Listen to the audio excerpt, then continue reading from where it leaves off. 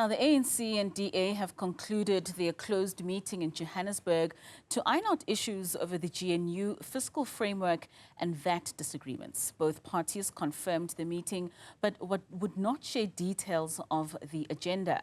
The DA described the discussions as forthright and constructive, while the ANC says it will not compromise on its core values. Newzroom Afrika's Ziniko Mhlaba is joining me now in studio for more. Ziniko, very good afternoon to you. Now, you were there most of the day. What, a 4.5 hour meeting between these two parties. But the tone from the statements that they've put out seems that they're still within good faith with each other. I think what's coming out of these two statements post the meeting is that these parties still need each other. They still respect each other. And however, the statement are also sharing a very different picture of how the meeting went, with the DA saying that, well, the meeting was very forthright, it was constructive. The ANC is using a much more stronger definition of how the meeting went, because they're saying that one of the things they're saying that they will not allow any political party, to be driven by their own self-interest at the expense of ordinary South Africans. Also saying that as the ANC, they are very open. They're a party that is open to talking and finding solutions, that's open to fair, conversation and negotiations. And that's the mood. So you really then get a sense that these parties really need each other, but they've got stress issues they need to iron out, and they don't have much options in terms of, without the DA, what is it the ANC can get? Which parties can the ANC bring onto the GNU? If you consider the stance of the FF, because the FF is saying that for us to entertain any conversation about us joining the GNU, you need to do away with the DA, you need to do away with the Freedom Front Plus.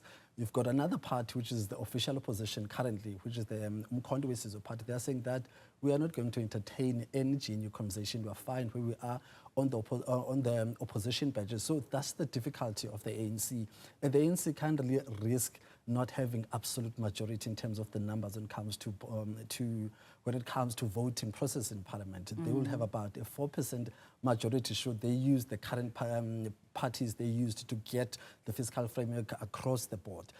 So they don't want to take that chance. So they do need the DA, and the DA does need the ANC, to be part of the executive. So that's the situation where these two parties find themselves in. So you're saying the marriage is still intact, but going back to those statements with regards to the tone that the ANC used, saying that they will not compromise on their core values, and also just taking it back to yesterday's media briefing that was held by the ANC and the smaller parties, and the tone of extortionists, the word extortionists being used repeatedly. I think Sonia Zibi also came out and said this is to free the finance minister from the extortions of the DA. Do you think that these are just some of those things that they really need to iron out in ensuring that this marriage does work, not just for the two parties, but for the betterment of South Africa? But remember, you've got parties that are not in the GNU that would love to be part of the GNU. You've got parties that voted with the ANC, even though they are not part of the GNU.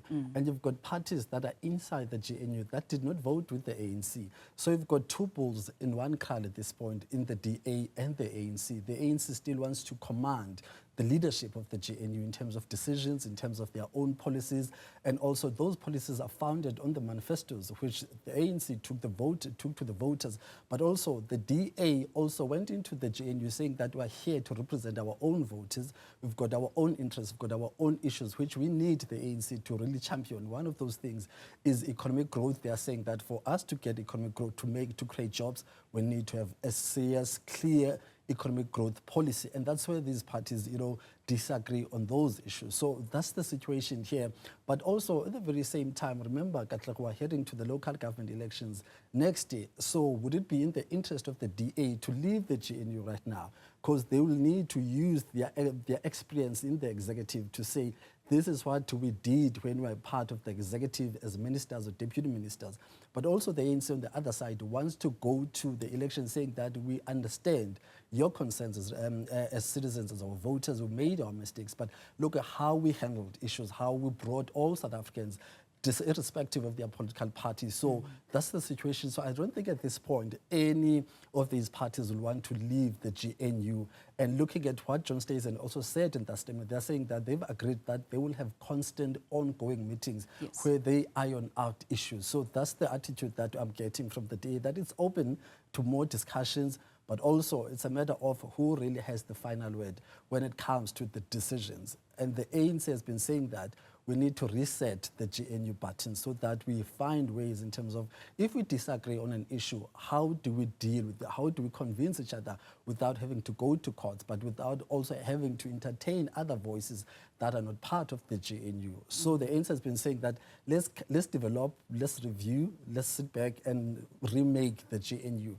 The DA is saying that we've got a statement of intent which should be guiding us as the Bible in terms of, if I agree with you, how should you convince me? How should we find each other? And so far, that system does not seem to have worked, because you've got a DA that ended up approaching the courts, and you've got the ANC that ended up entertaining other voices that are outside the GNU. I mean, Ziniko, you make mention of the local government elections that are coming up next year. What do you think has been the public perception so far with this impasse between these two political parties, how they are resolving their marriage going forward, and how the GNU will then look in the next couple of months? I mean, it depends on who you talk to.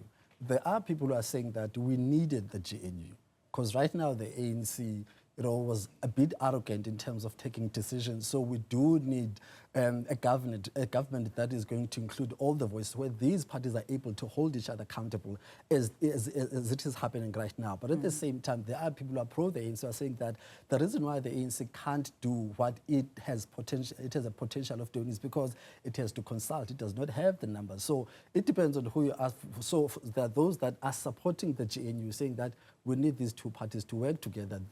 And political analysts have been saying that this is the view of the general public. This is what the people wanted. The people of South Africa voted for this GNU, so let's keep it going. But the question is, looking at how things have been happening, I would like them to see a different attitude when it comes to the outcomes of the elections, the local government elections next year, or we'll see a continuation of that. Or maybe people will say, actually, let's just decide on one party and have one solid party that is able to take decisions on its own, according to its own manifesto, and we deal with that. Or let's have these parties working together. They must consult each other. They must find each other. We want diversity in terms of decision-making, and we want that level of accountability.